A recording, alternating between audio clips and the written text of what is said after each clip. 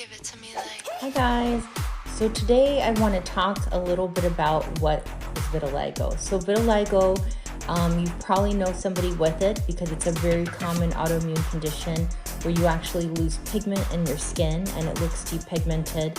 You get these patches. Michael Jackson had it. So it's an acquired chronic depigmenting disorder of the skin in which you lose melanocytes. They're attacked by the immune cells in your system, or lymphocytes.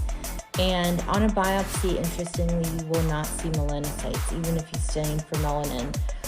It could appear anywhere on the body. It could be the hair, the face, the hands, and also the groin. And it could be stagnant, or it could be rapidly progressing and can appear at any stage in life. But it's more common in adults with a history of autoimmune disorders in themselves or in their families. Other things, so there are types of vitiligo that are harder to treat than others.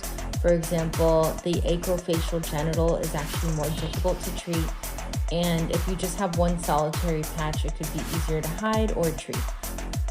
Typically, you want to start with topical steroids first, and this will help suppress the immune system and suppress the attack on these pigment cells by your own body. The incidence of vitiligo is actually very common. It could be up to 2% of the population. It's consistent in all races, so it doesn't matter where you're from. This is actually very common.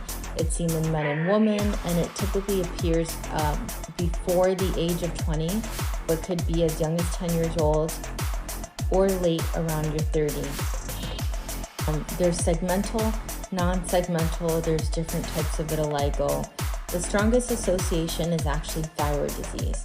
So you definitely want to get a TSH or a free T4 if you have vitiligo, and just see if you have a predisposition to thyroid conditions such as Hashimoto's, or to ask around in your family and see if they have this as well running in the family.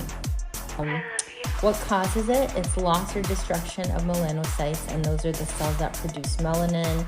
Genetic factors are mostly at play, but it can be spontaneous. And it basically presents as a single or multiple patches of pigment loss in the skin.